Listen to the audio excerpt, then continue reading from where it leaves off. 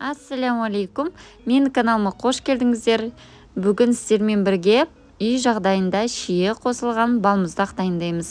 Міндетті түрде видеоның соңына дейін көріп, жасап көріңіздер. Жұмыртқаның сарысын сотейникке салып, қант саламыз.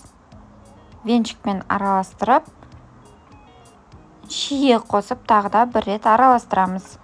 Менде қатырылған шие алдын ала мұздатқыштан алып қойдым.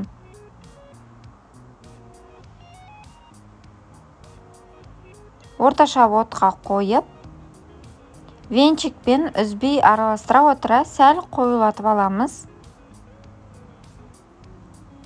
Оттан алып, блендермен еземіз.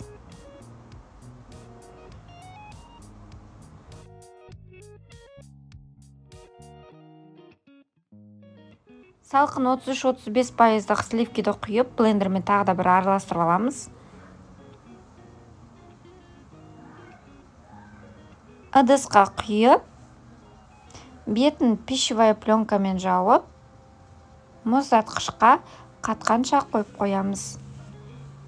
12-14 сағатқа қойып қойған дұрыс болады. Міне біздің балмұздағымыз дайын.